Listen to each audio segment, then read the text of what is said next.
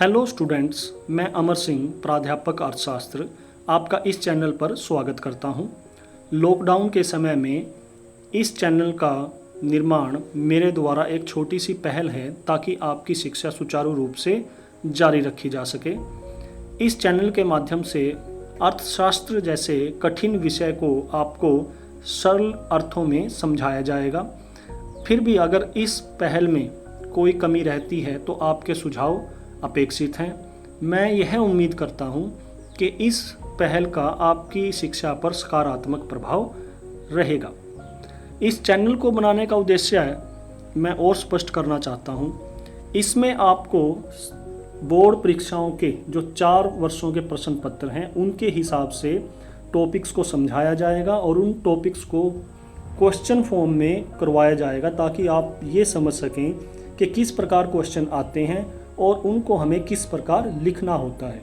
और ये जो भी आपको मैटर करवाया जाएगा वो टू द पॉइंट होगा ताकि आप उसको एज इट इज़ याद करके उसको अपने पेपर में लिख सकें और ज़्यादा से ज़्यादा मार्क्स ले सकें।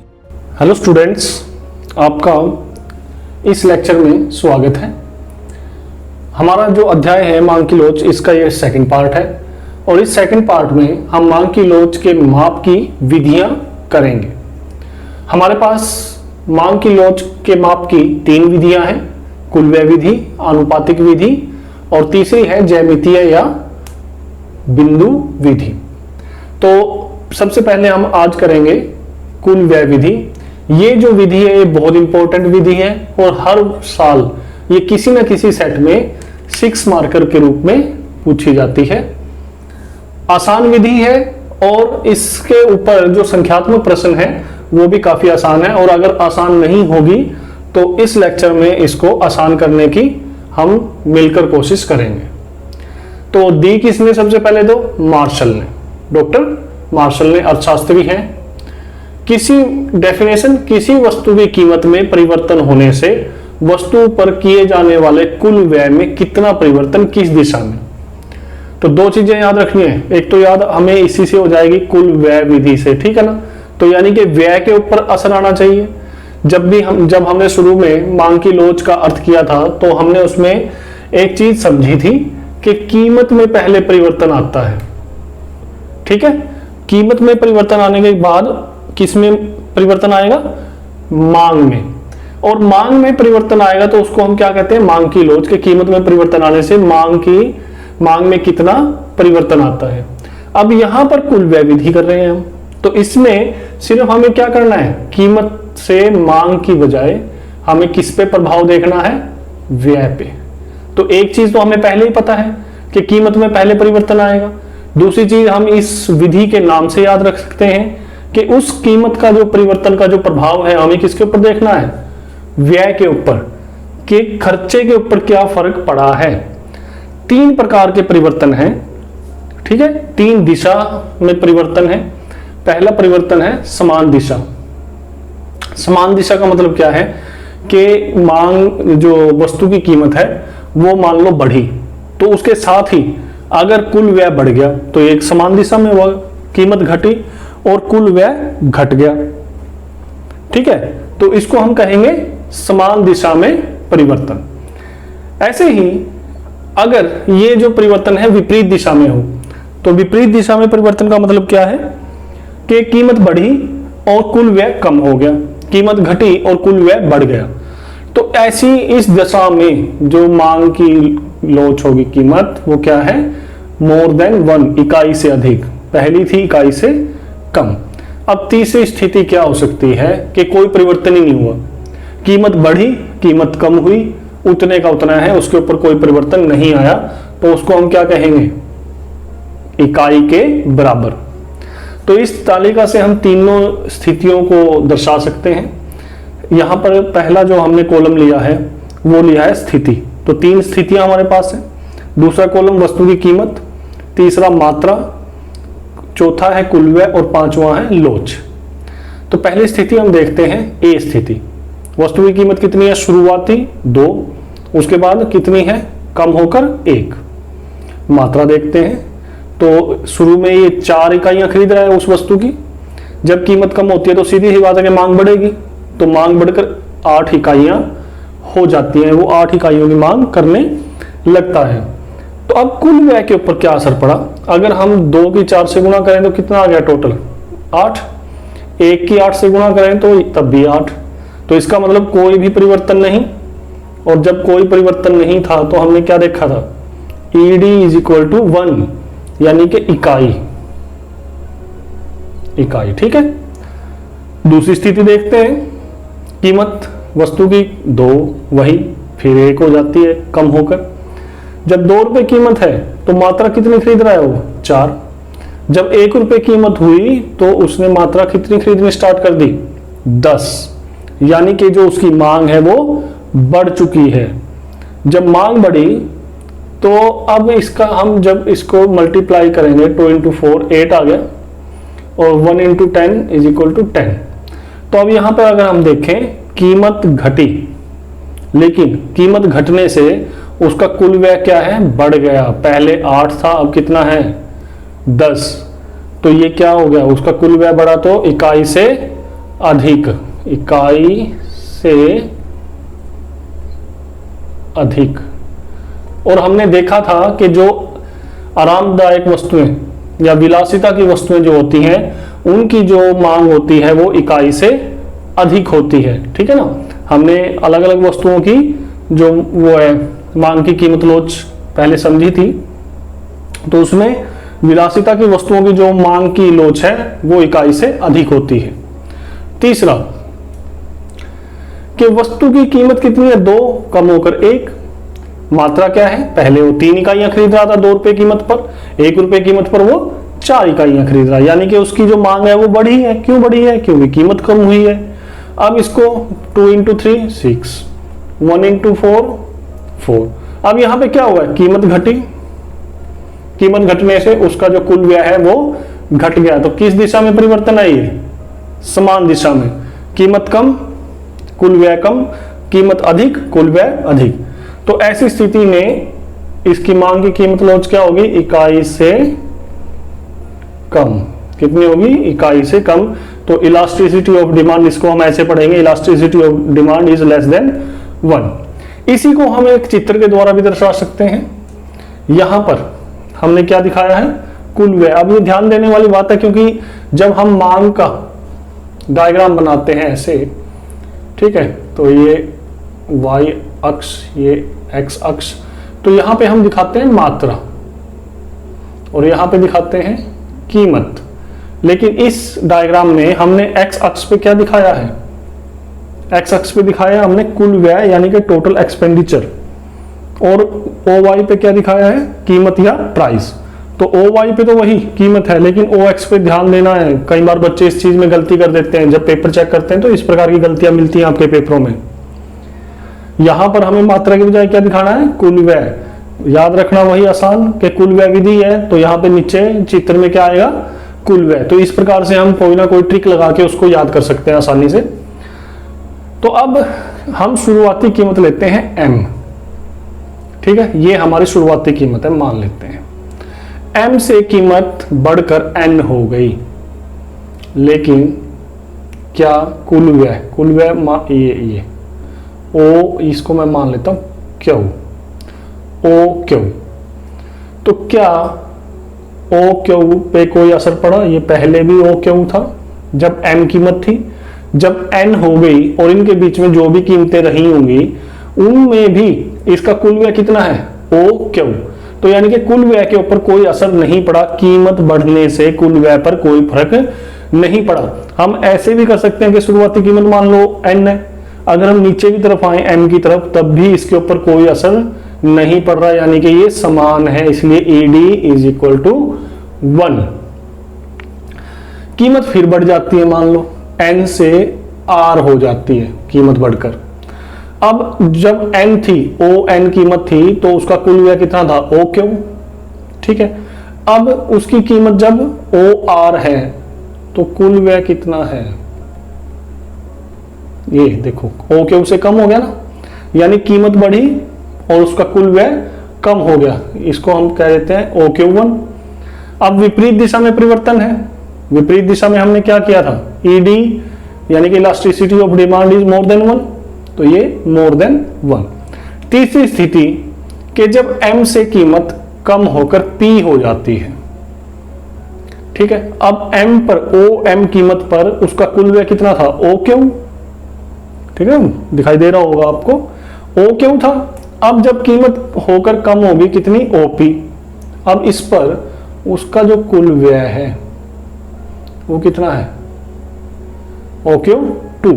तो पहले इतना था, अब कम कीमत हुई है तो अब उसका जो कुल व्यय है वो कम हो गया, यानी कि कीमत कम, कुल व्यय भी कम, तो समान दिशा में परिवर्तन। तो समान दिशा में परिवर्तन हमने क्या किया था, ED लेस देन 1, तो इसीलिए यहां पर ED is equal to ED less than 1, इकाई से कम।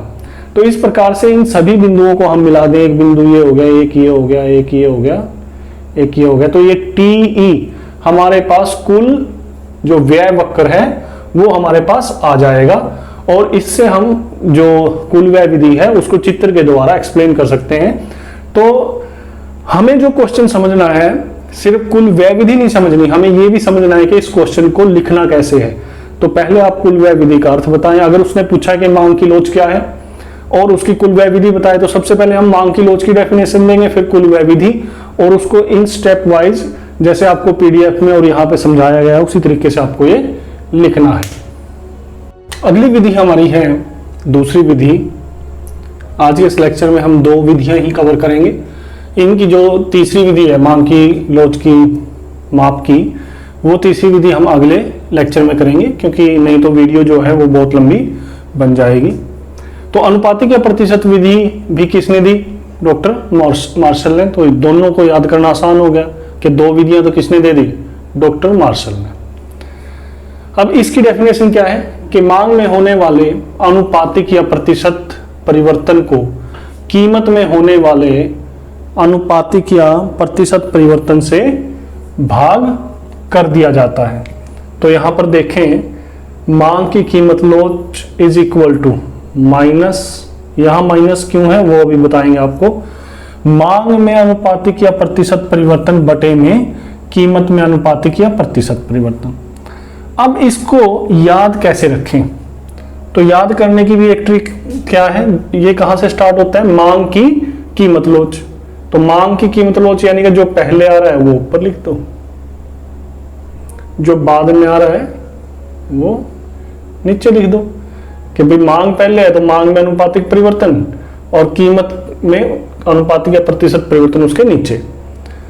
कुल मिला के जो पहले परिवर्तन आएगा वो कीमत में ही आता है। अभी तक हमने यही किया है, क्योंकि कीमत यहाँ पे क्या है, स्वतंत्र वेरिएबल है, ठीक है, और जो मांग है वो उसके ऊपर निर्भर करती है, वो परतंत्र है।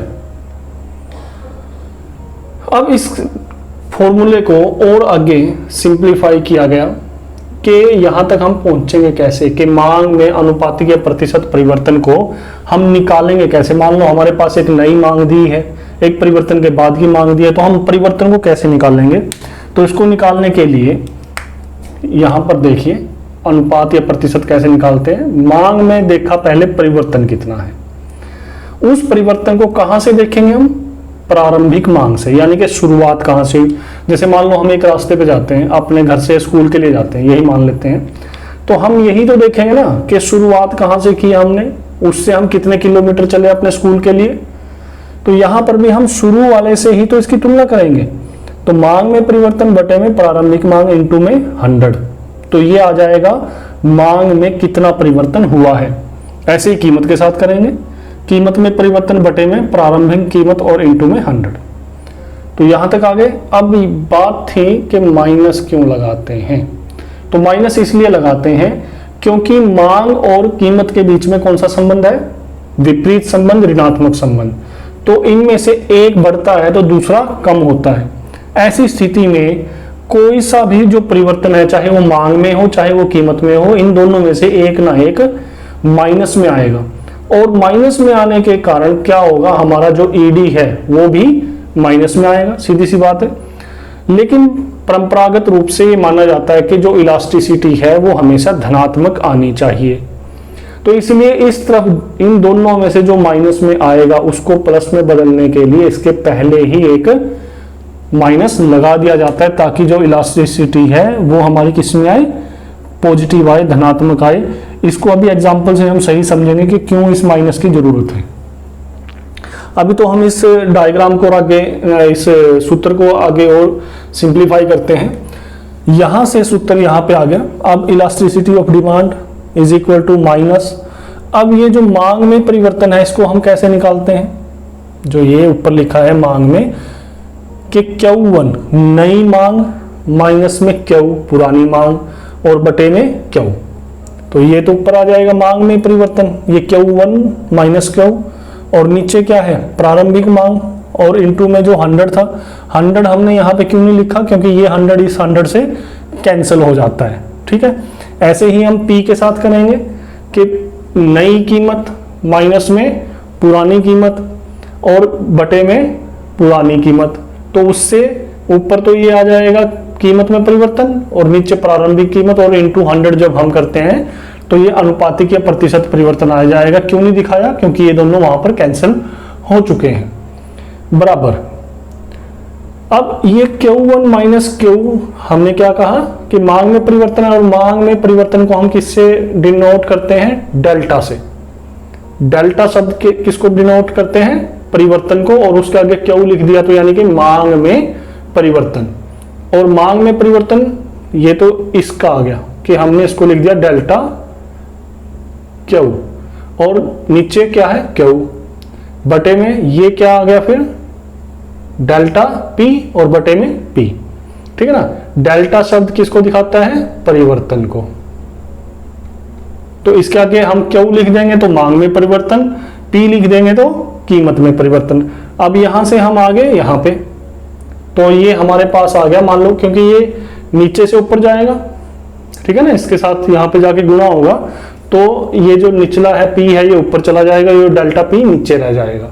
तो यहाँ पर minus ED is equal to minus delta Q बटे Q, ये तो आ ही गया डेल्टा Q बटे Q, और इनटू में अब ये P ऊपर चला जाएगा, P बटे में डेल्टा P।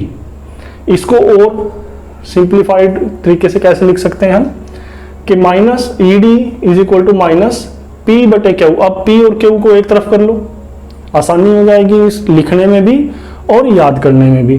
तो P बटे में Q, ठीक है, इनटू में अब ये इसका उल्टा कर दो, ये नीचे Q है ऊपर Q कर दो, ऊपर P है नीचे P कर दो, और इसके सामने डेल्टा लगा दो, यानी कि एक शुरुआती एक परिवर्तन।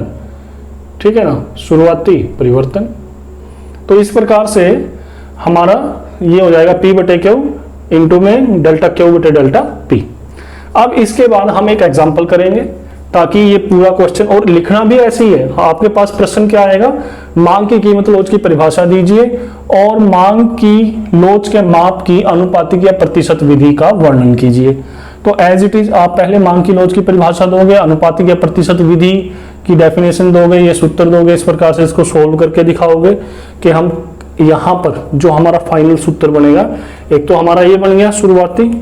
कई क्वेश्चनों में जब आगे संख्यात्मक प्रश्न हम करेंगे तो कई जो संख्यात्मक प्रश्न है उसमें सीधा यही लगेगा, ठीक है, और कई में जो इसका फाइनल रूप है ये लगेगा। ठीक है ना, तो वो क्वेश्चन के ऊपर डिपेंड करेगा कि किस प्रकार की संख्याएं दी गई हैं।